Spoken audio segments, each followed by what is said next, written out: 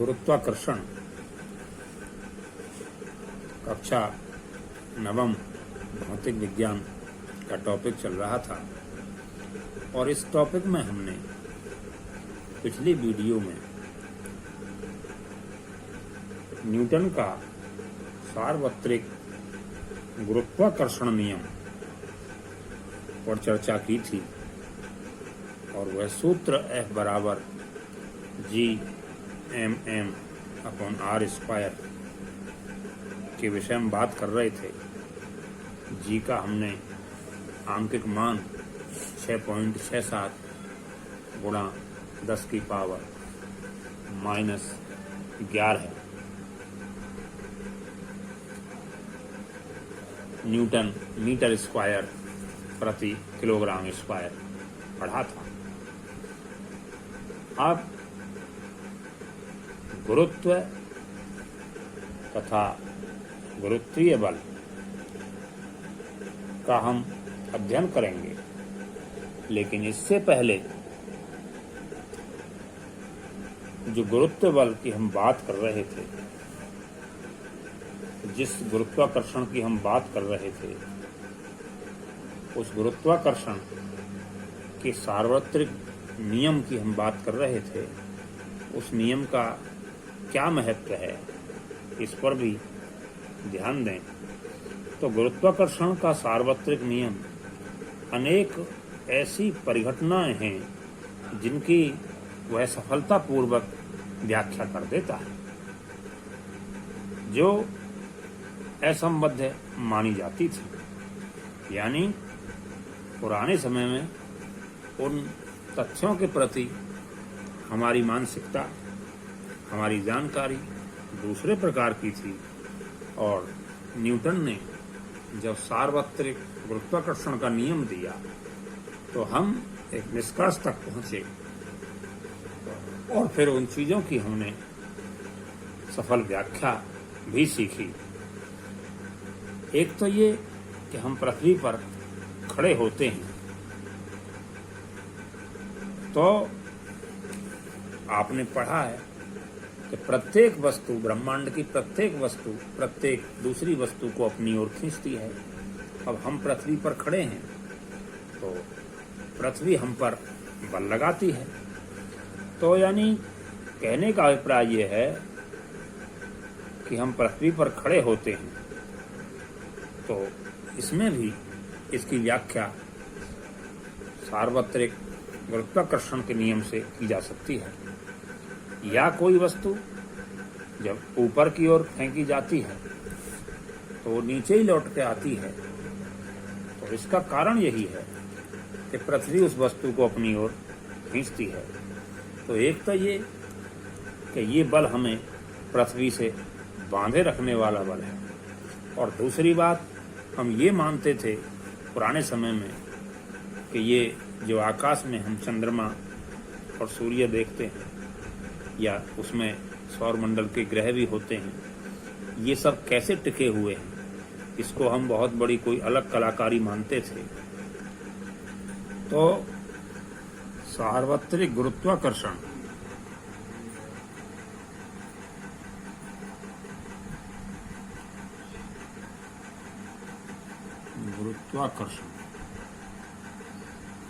के हम बात कर रहे हैं उपयोग की।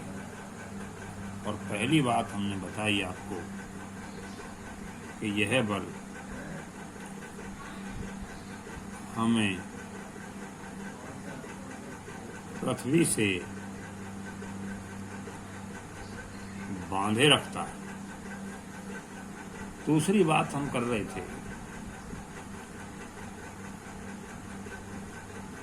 कि आकाश में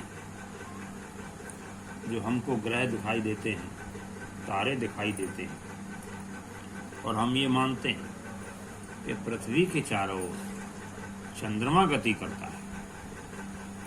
तो गुरुत्व बल के कारण ही, यानी कि इन चंद्रमा और पृथ्वी के बीच में एक आकर्षण बल लगता है उस आकर्षण बल वो अभिकेंद्र बल के रूप में होता है। उसी के कारण ये उपग्रह ग्रहों की परिक्रमा करते रहते हैं। तो दूसरी बात, पृथ्वी के चारों ओर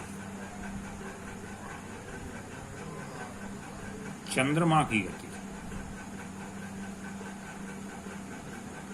इसकी सफल व्याख्या न्यूटन का सार्वत्रिक गुरुत्वाकर्षण नियम ही करता है।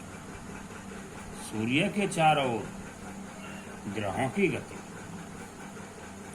सूर्य के चारों ओर ग्रहों की गति, जो सौरमंडल है उसमें ग्रह चक्कर लगाते हैं सूर्य के, तो सूर्य के चारों ओर जो ग्रहों की गति है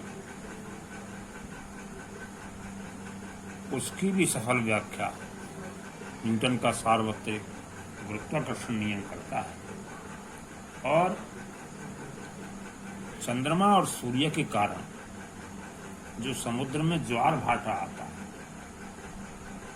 नहीं, यानी चंद्रमा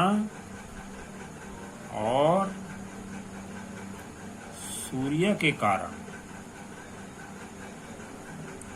जो समुद्र में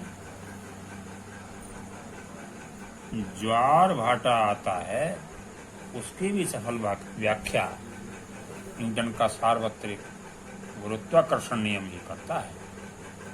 अब बात यह है, अगला टॉपिक आपका जो है वो है मुक्त पतन।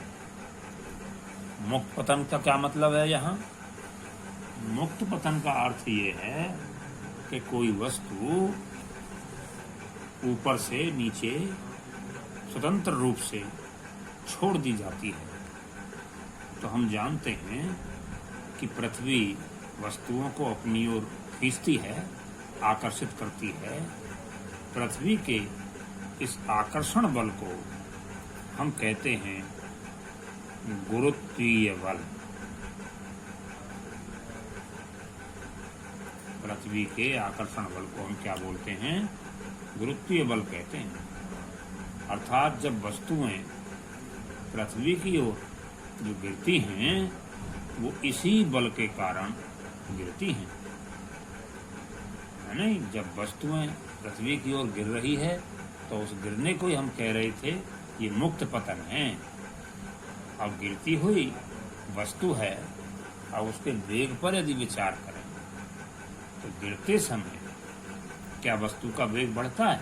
उसमें कोई परिवर्तन होता है? तो गिरते समय वस्तुओं की गति की दिशा में कोई परिवर्तन होता है या नहीं होता है? वास्तव में जब वस्तु गिरती है तो पृथ्वी के आकर्षण बल के कारण उसके वेग के परिमाण में परिवर्तन होता है। यानी कि हर क्षण उसका वेग जैसे जैसे वो ऊपर नीचे गिरती जाती है उसका वेग बढ़ता जाता है। तो जब वस्तु को आपने मुक्त पतन में यानी स्वतंत्र रूप से ऊपर से नीचे को छोड़ा और उसमें उसके वेग में परिवर्तन हुआ, और वेग परिवर्तन की दर आप जानते हैं कि त्वरण कहलाती है। त्वरण को उत्पन्न करता है। जब कोई भी वस्तु पृथ्वी की ओर गिरती है तो उस पर त्वरण कार्य करता है, यानी उसमें हर सेकंड पर वेग वृद्धि होती है। यह त्वरण पृथ्वी के गुरुत्वीय बल के कारण है। इसलिए इस त्वरण को पृथ्वी के गुरुत्व बल के कारण त्वरण या गुरुत्वीय त्वरण कहते हैं। तो गुरुत्वीय बल के कारण जो नई चीज हमारे सामने आई वो ये आई गुरुत्वीय त्वरण। अब गुरुत्वीय त्वरण को हम किससे दर्शाएंगे? इसे स्मॉल जी से हम प्रदर्शित करते हैं। और जी है क्या? ये त्वरण है।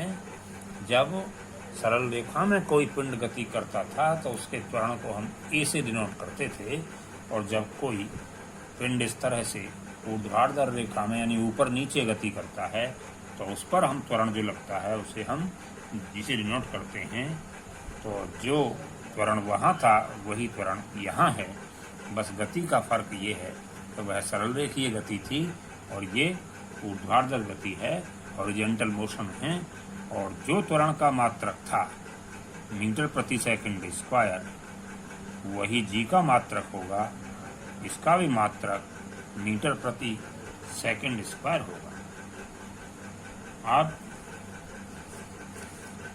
अब सवाल ये है कि जी और वह ये स्मॉल जी और वो था हमारा कैपिटल जी और स्मॉल जी, इन दोनों की बात समझ में आई आपकी में?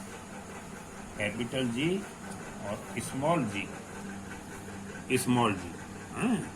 तो स्मॉल जी क्या है? अपने आप में पृथ्वी पर स्वतंत्र रूप से गिरती हुई किसी वस्तु के वेग में 1 सेकंड में होने वाली वृद्धि को गुरुत्वीय त्वरण कहते हैं।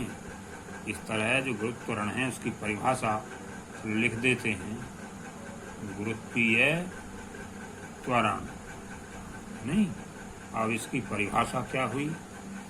परिभाषा ये हुई, पृथ्वी पर स्वतंत्र रूप से गिरती हुई किसी वस्तु के वेग में 1 सेकंड में होने वाली वृद्धि को गुरुत्वीय त्वरण कहते हैं। इसे स्मॉल जी से प्रदर्शित करते हैं। इसका मात्रक मीटर प्रति सेकंड स्क्वायर है। अब अगली वीडियो में हम कैपिटल जी और स्मॉल जी में संबंध स्थापित करेंगे। आज इसे ध्यान से अपनी पुस्तक से पढ़ेंगे।